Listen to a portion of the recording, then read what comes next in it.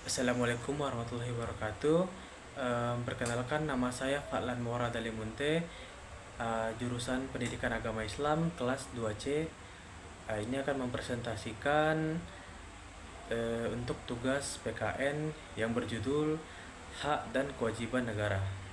Langsung saja, apa itu hak dan kewajiban? Kalian pernah kepikiran nggak? Sebagai warga negara, kita ini punya hak dan kewajiban loh.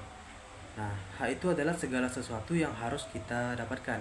Misalnya, hak mendapatkan pendidikan, hak berpendapat, atau hak atas pekerjaan gitu. Nah, di sisi lain ada kewajiban. Jadi, tadi kan kita udah bahas hak nih.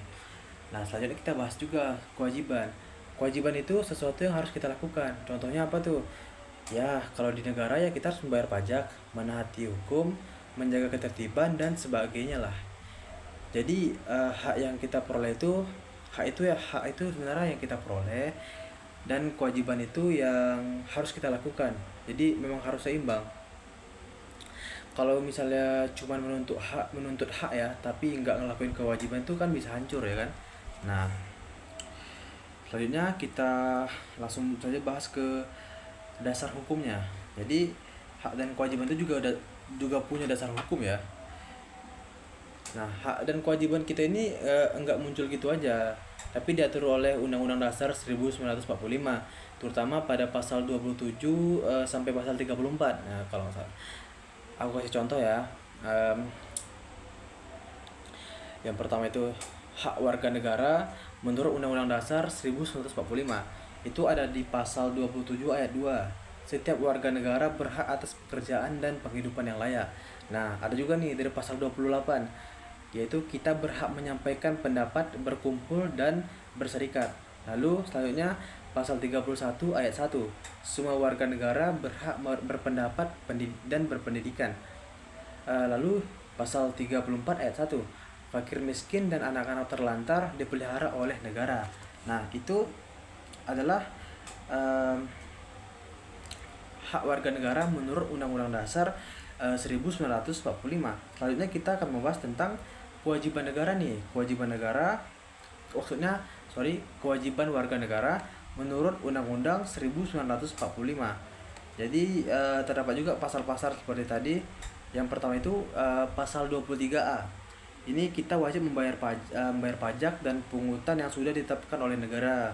Lalu pasal 27 ayat 1, semua warga negara wajib menjunjung hukum dan pemerintahan. Lalu selanjutnya pasal 30 ayat 1, setiap warga negara wajib ikut serta dalam usaha pertahanan dan keamanan negara. Yang terakhir ada nih pasal 31 ayat 2, wajib mengikuti pendidikan dasar yang ditetapkan oleh negara. Jadi hak dan kewajiban kita itu sudah jelas kan diatur oleh Undang-Undang Dasar 1945. Nah, selanjutnya kita akan bahas tentang jenis-jenis hak warga negara. Ada banyak hak yang kita miliki sebagai warga negara. Di antara lainnya adalah hak konstitusional. Konstitusional. Nah, itu dia. Hak ini adalah hak yang dijamin oleh Undang-Undang Dasar, seperti hak hidup, hak beragama, nah dan sebagainya. Lalu yang kedua ada hak politik.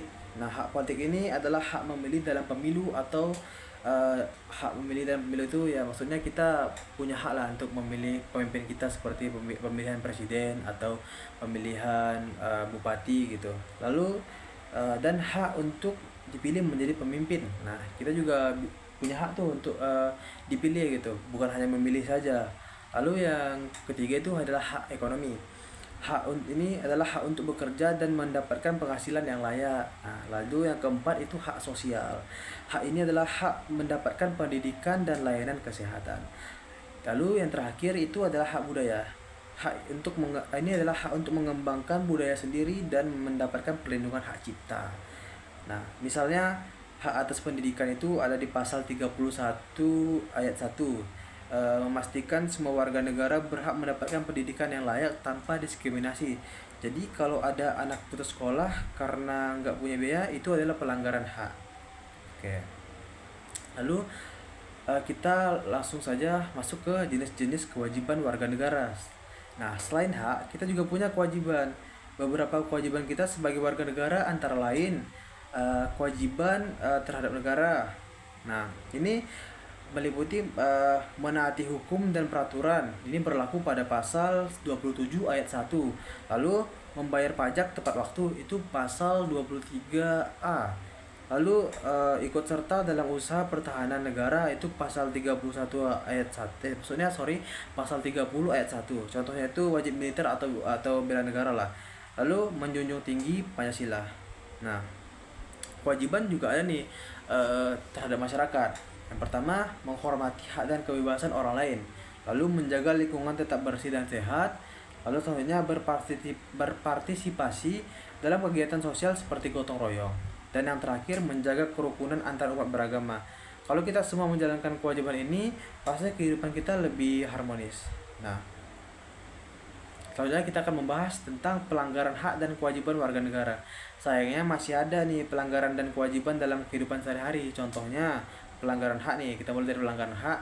Itu ada orang yang nggak bisa sekolah karena nggak ada akses pendidikan. Lalu juga yang kedua itu kebebasan berpendapat dibatasi di beberapa kasus. Nah, lalu selanjutnya diskriminasi di dunia kerja. Ini sering terjadi sih. Lalu ada juga pelanggaran kewajiban. Banyak orang di luar sana itu nggak bayar pajak ya, gitu ya. Lalu melanggar hukum seperti korupsi atau tidak menaati peraturan lalu lintas. Lalu ada juga yang merusak lingkungan dengan buang sampah sembarangan gitu. Nah, lalu ada juga nih tantangan dan pastinya juga ada solusi ya. Tantangan dan solusi dalam pemenuhan hak dan kewajiban. Beberapa tantangan yang dihadapi dalam pemenuhan hak dan kewajiban antara lain adalah kurangnya kesadaran hukum. Kita bisa solusinya ada sih. Solusinya itu memberikan edukasi dan sosialisasi. Nah, lalu selanjutnya tantangannya yang kedua adalah ketimpangan dan akses keadilan. Kita juga punya solusinya itu pemerataan layanan hukum. Lalu disintegrasi sosial itu juga termasuk tantangannya ya. Solusinya itu menguatkan nilai toleransi dan persatuan. Lalu yang keempat adalah penyalahgunaan kuasa. Solusinya adalah pengawasan ketat dan penegakan hukum yang adil. Nah, misalnya kurangnya kesadaran tentang kewajiban membayar pajak bikin pembangunan negara jadi terlambat. Nah, jadi edukasi soal pajak itu penting banget lah intinya.